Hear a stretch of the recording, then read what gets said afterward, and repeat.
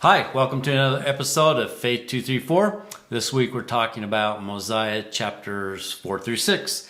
So we're going to start with the lowliest of topics, and that being dust.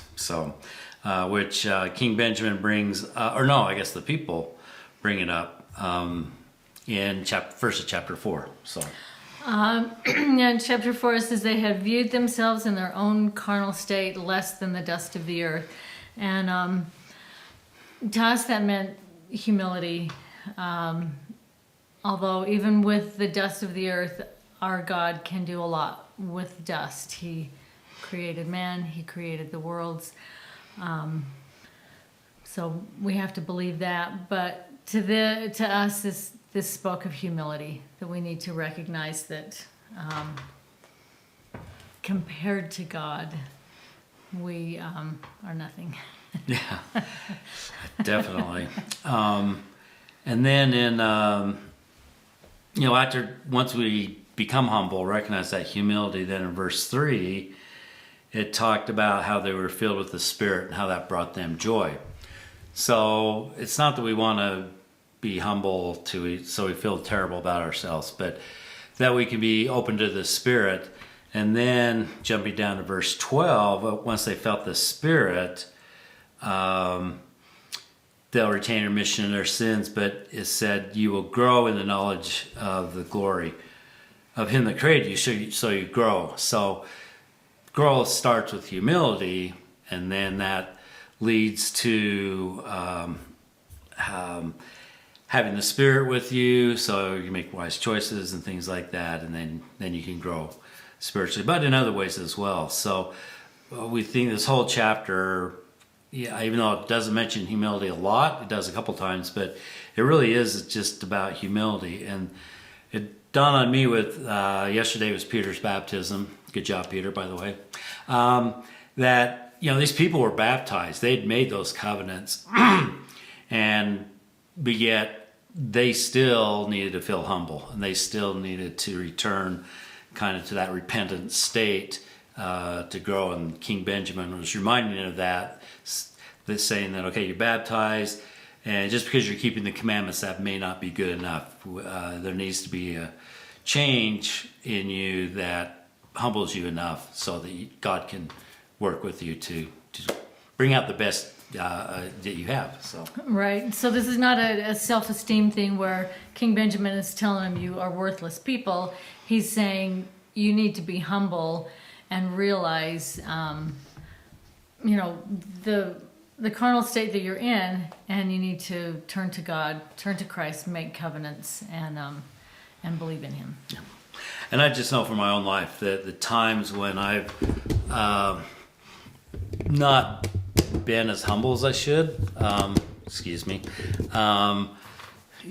of felt, pride in, or, what I've been doing or what I accomplished, or when things just don't go well. And it's those times when I go into something humble, even though I'm maybe confident, but when I'm more humble and just said, I'm just going to turn it over to God and do it His way, or what I feel prompted to, not on what I think is best. So it works out. And it's taken me a while to learn that, but definitely humility is a better way to go than pride. So, down in still in chapter 4, verse 9, talks about believing in God. I really like 9 and 10. Throughout King Benjamin's sermon, he talks a lot about remember this, retaining your remembrance, and he's reminding me of these things. In 9 and 10, he says, believe in God. Believe that He created all things. Believe these things. And then also believe that God comprehends things that we don't. And I like that belief is a choice. We can choose to believe. And as we act on our beliefs, then they become stronger and we gain more knowledge and more confidence in it. But I like when he says, believe these things and then act on them. And believe that you must repent. Believe that you must turn and humble yourselves before God. And if you do that, then you will receive the blessings and the joy that is promised. Yeah, it kind of reminds me of Alma 32 on faith. First that first step is just belief that the seed will grow.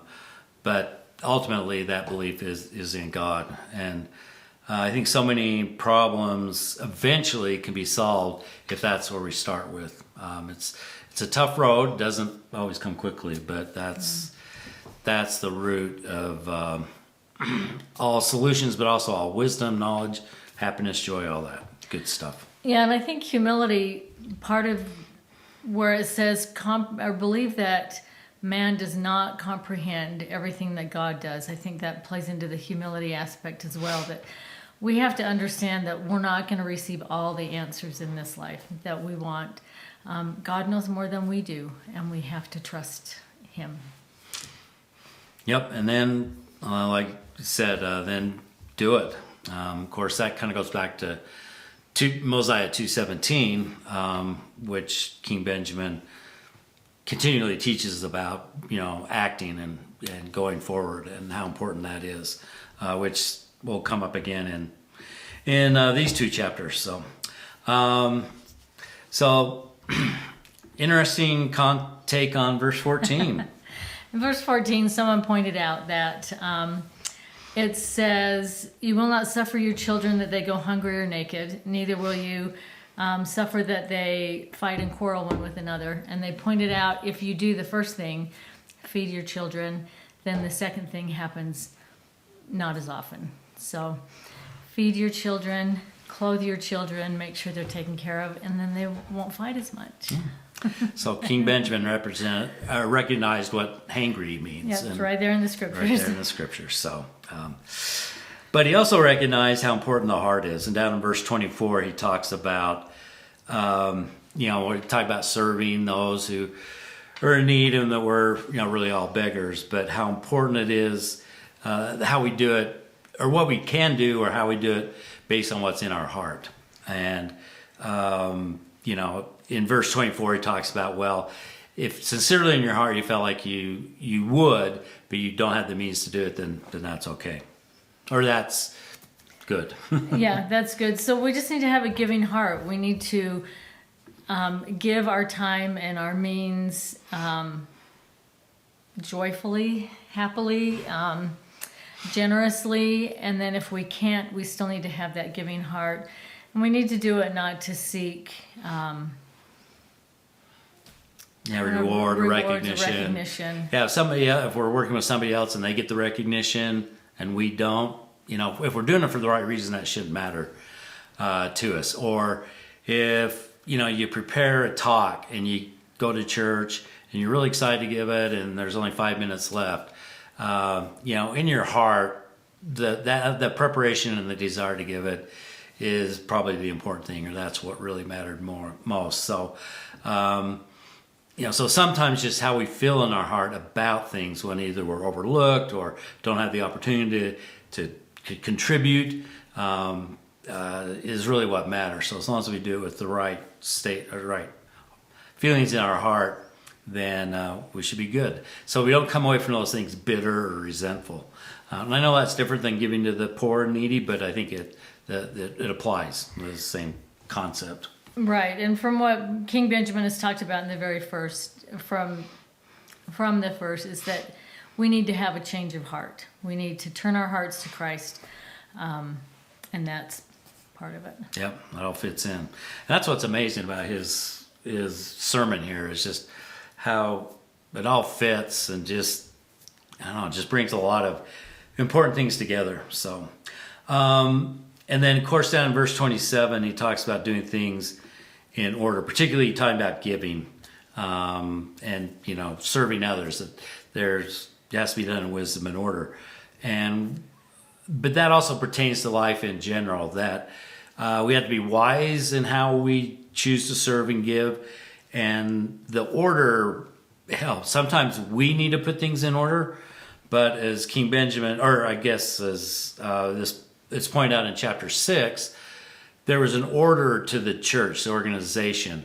They took the names of all the people. They appointed priests and teachers, and sometimes it's easier to serve in an organization like the church, because there's a humanitarian fund, there's fast offerings, there's other people that are going to show up and help the person move, not just you. Doing things in wisdom and order isn't just a personal thing. It can be, but also it can be a collective organization matter as well. Yeah, because in some instances, an organization can do more good than one person on their own. And so we just need to be wise as we serve and as we contribute to the whole. But as individuals, we need to keep our lives in order. And sometimes, distractions of life can get the best of us. But if we just take a step back and think, okay, am I doing the things I need to? The daily prayers, the scripture studies, personal worship, temple tents, whatever. Keeping those things in order can help the rest of our life and help us maybe see where we can cut out things or things that we need to focus on or where we can serve the best or where we're needed. So it's a personal thing, but it's also an organization or a group thing as well. So, all right, let's jump to chapter 5, verse 2. Where it talks about no more disposition to do evil. Any comments on that? I think that goes along with the change of heart. If our hearts are turned to Christ, then our thoughts are of doing good and lifting others instead of, using others as a stepping stool to raise ourselves up. So when you serve, when you do good, do you also think about evil thoughts while you're doing that? Not No. usually. She never thinks evil thoughts anyway, so yeah, it just makes it hard. Dark can't exist where there's lightness. So if we're doing good, we're seeking light, we're pursuing light, we're giving light to others, there's less room for darkness to be there. So the more good we're doing, the less opportunities there is for evil to enter our lives. And we've just seen that in our own lives too. Idle hands or the devil's playground. So, and it's true. You want to be anxiously engaged in good causes. So, and then he talks about names and down in verses 7 and 8. Taking upon ourselves the name of Christ. There's a lot of times within the church when we're given a new name, and when we take upon ourselves the name of Christ. President Nelson has been talking about that when we think of ourselves, we need to think of ourselves first as children of God, disciples of Christ, children of the covenant. And so taking that name will help keep, our thoughts in that direction, that this is who we are and how we identify ourselves. And names are important. I remember growing up how proud I was to be, Kay and Gay Freeman's daughter, or to be one of the Freeman girls, or, now I'm married to one of the Emmett boys. And names, I think, are important, and they're part of your identity. And so taking upon yourself the name of Christ gives you that identity, and hopefully you carry that with you all the time. All right, and then we'll just finish off with chapter 5, verse 15. Being steadfast and immovable.